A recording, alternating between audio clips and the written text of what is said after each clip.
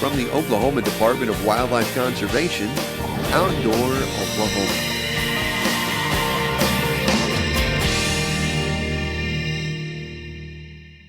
Well, hello and welcome to Outdoor Oklahoma. I'm Todd Craighead. Today's wars in Afghanistan and Iraq are having a direct impact on practically everyone I know. It seems you don't have to stretch far to reach a friend or a neighbor or even a family member that is either served already, currently serving, or getting ready to go overseas. Words like patriotism and duty and service are taking on a very real meaning in our society today. And no matter how big this war gets or how long it lasts, we must never lose sight that at its heart are real people making very real sacrifices on our behalf. For most of us, we'll never have the chance to be directly involved, but there are things that we can do for those that are. In today's story, we center on two friends, Mark Braley and Brian Stedman, as one friend thanks the other for his service to our country, outdoor Oklahoma style.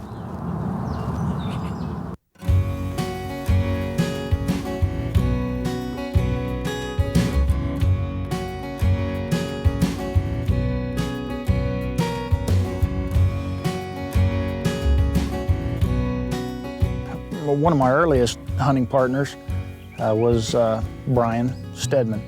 Mark and I met in church in junior high, and we both had a love of hunting and fishing, and that fostered and all through high school, roommates in college, best men in weddings, and through thick and thin. And we've been after a lot of animals together. I've hunted all sorts of critters throughout the years, and there is one thing that I've never killed, and that was a turkey. I'd gone a couple of times and failed miserably. 559. On my civilian job, I'm a Norman police officer. 559. I'm currently a lieutenant on night shift patrol. My part-time job, I work for the Oklahoma National Guard. I'm a first sergeant, Bravo Battery, 1st and 158. The upcoming deployment will be my third trip to that part of the world. I was deployed there in 90 and 91, Operation Desert Shield and Desert Storm. I actually just returned, and there we were training the Iraqi police at that time. You know, and it's been so many years ago, I don't even remember why I went to the recruiter's office. I believe because there was an arcade nearby. But they snatched me up and took me in there and told me wonderful stories about the different parts of the world I'd get to visit, and they were accurate on every one of those counts. I signed up then. That's been almost 20 years ago now, and I've learned a lot. The Army's provided me a lot, and I've taken a lot of pride in serving my country. When Mark went off to the first war, Gulf War, we had to write him letters and send him pictures, and I still have the letter he sent me from when he was over in the Gulf. And he said that one of the things that kept him going over there was knowing that he could come back and hunt again with us and sharing those memories. This most recent deployment was looming. We were busy, you know, wife, 3 kids, job. He has the same problem. Trying to get our schedules to match up to go on a hunt was going to be a challenge in and of itself. However, you know, when you realize that this will be the last time you get to go before your next deployment doing something that you love, you'll make time, and we did, and I was excited. And they guaranteed me that gigantic gobbler if I just show up. That's a you know, is a no-brainer.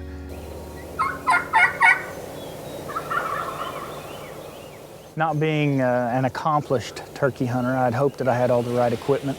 They said camouflage is all I need. I hunt other things, I had camouflage, so I showed up in it. Uncle Sam fortunately gave me a pair of pants that I was able to use.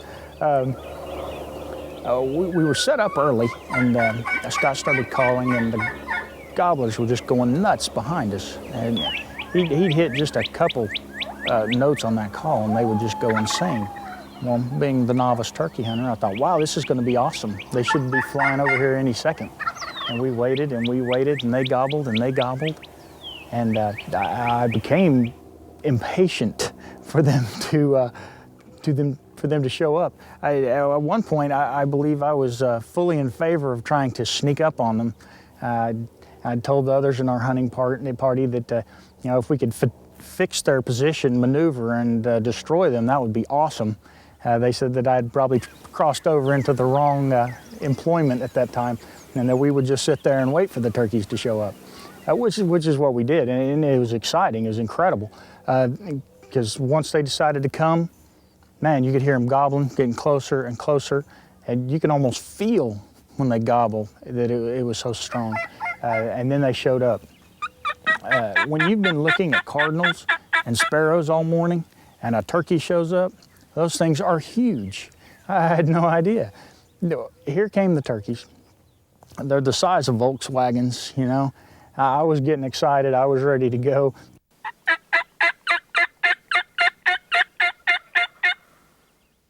I wasn't exactly looking for the world record turkey. I just wanted one to call my own.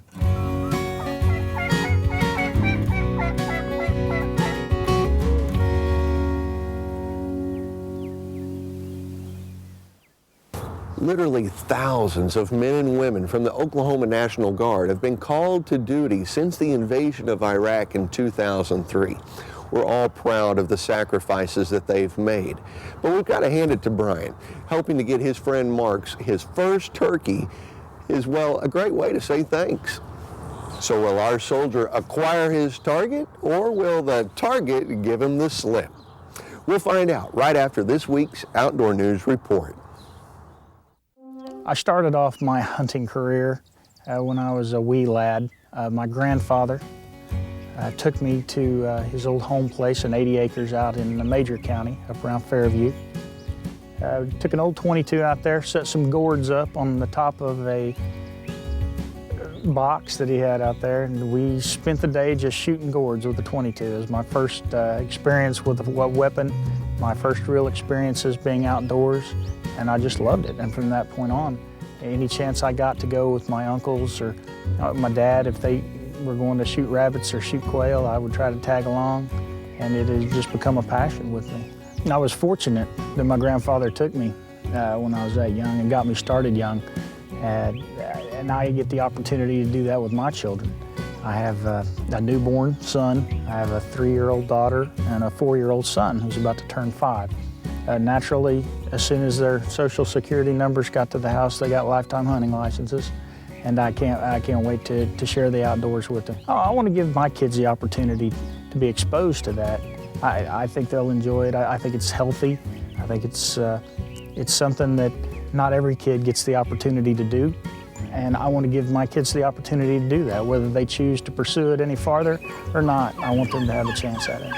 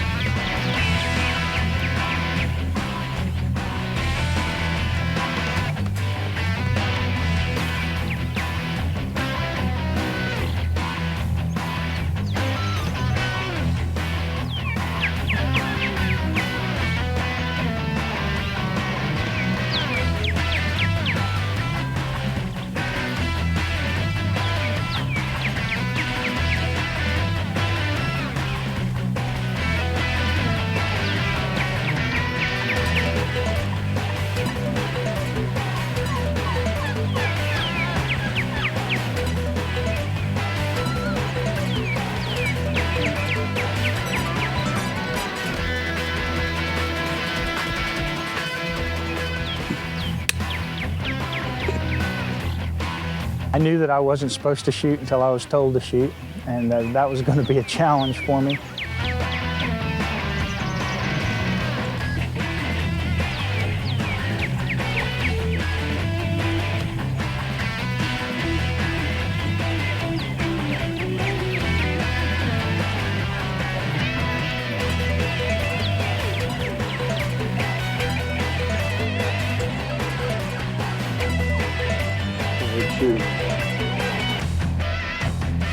Shoot. Oh. Well, that took me 41 years to get, and I finally got it. He's flopping around pretty good. I don't think this one's going to go anywhere. Had a good shot on that one. I want to go check him out. Oh. That's a nice bird. All right, congratulations. Thank you. That is a good eating bird. And for my first bird, I will take it all day long. Beautiful. Look at him. And now we're going to begin my next lesson in turkey hunting, which is going to be, how do you clean these giant things? Well, I think that's up to your guide, right? Is that included in the guide fee? That was in the guide fee. The guide fee of a pack of powdered donuts? Oh, you got donuts? No, that's what I was going to get you. But, Hunting has always been a driving force in Mark's and my life, and Mark has said many times, and I agree with him, that we can not speak, not see each other, not know what's going on for 6 months, a year, 2 weeks, whatever it is, and the second we see each other, we pick up like it was yesterday, and we get out and we enjoy this. You don't have to. We'd like to do it every day for the fun of it, but every time we come out, it's always a new memory and a new experience, and we rehash old ones and make each other laugh and forget about the day-to-day doldrums that we seem to go through sometimes. In this time that we're in, talk about patriotism, we talk about what would you do for your country. Talk about faith, would you lay your life down for another?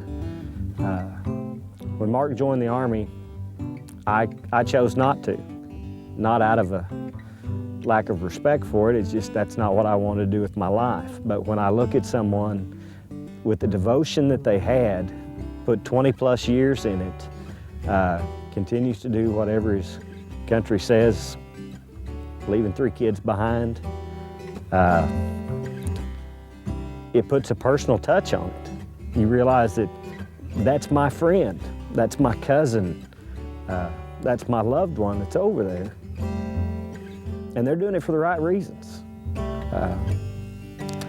And you hope they're safe, you hope they come home. And boy, you're gonna get me going. no matter where I go, I'm looking at wildlife. The last tour we had in Iraq, I was fortunate to be in south central Iraq, and it's a big agricultural area there. And I also met some Iraqi hunters, which it wouldn't have occurred to me that there would be hunters there, but a couple of the police officers that we were there training with, funny enough, were hog hunters. And they showed me pictures of some giant hogs that they had there, invited me to come back and do some hog hunting. Anywhere you go, if you find a common thread, and in this case it was hunting, it automatically starts a dialogue. Even though it's through an interpreter, it starts a dialogue. And I developed some friendships there, and it was because of hunting. They're friendships that I wouldn't have had I not had that common thread. If any of those guys ever show up here and want to go whitetail hunting, I got a spot for them. No, I don't want that turkey.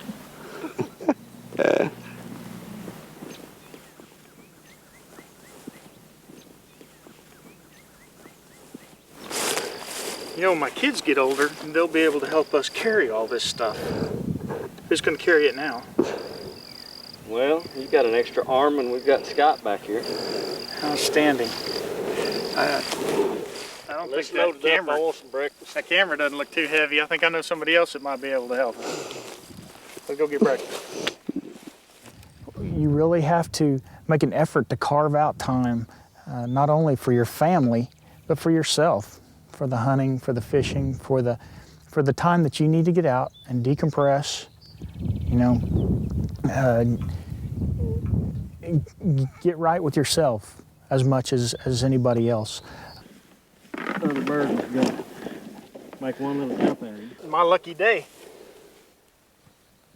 A little shed here hadn't been gnawed on too bad, and I had to stop and put some stuff up to find it.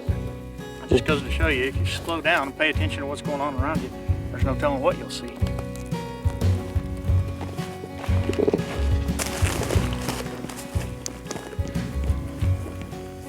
Much to my happiness and the dismay of my wife, I think I've found one more hunting sport that I can add to my repertoire, and that's turkey hunting. The ability to call the birds, talking directly to a bird instead of just blindly calling, and the conversation that goes back and forth. The fact that you have to be so well camouflaged, you have to be still, you have to determine where they're going to land, where they're going to move for the most part. It's incredible. It's challenging, and it's something that I have no doubt I will be doing quite a bit more of in the future. Do your hunting skills improve your ability to be a soldier, or do your soldier skills improve your success in the field while you hunt? How my military correlates to hunting, quite frankly, discipline is about the only thing that transfers over. Being in artillery, it's not a one-on-one sport. It's more of an area target. It's a shotgun. It's your hunting shotgun. The thing that does transfer over is probably the discipline. You know, I joke about, you know, getting impatient and come on and hurry up, but the discipline that the military's instilled in me, it most assuredly helps when you're hunting. And you know, hey, sit there. Hey, don't move. There's a bug crawling on my face. Yeah, well, there's a turkey right in front of me, or there's a deer, you know, nearby. And it helps. I know that through my training and experience on the Army side that bug's small, he won't eat much. You just hold what you got, and eventually the shot will present itself, and you have a successful hunt. Having been all over the world and the opportunity to go back again to the Southwest Asia, I believe that it definitely gives you an appreciation for what you have here. I consider it an honor to serve. It's a privilege to serve. It's part of giving back. There's not another country in the world that I can have what I have right here in the United States. Be it material things, creature comfort things, and just a great life. And I think it's incumbent upon me to give back something to the U.S. I think there are a lot of people that share that sentiment, and whether it be the military or through other programs, give back a little bit. It's all about perspective, and once you've been to other places, you get the right perspective. You don't have it so bad. No matter how bad you think you've got it, you don't have it so bad.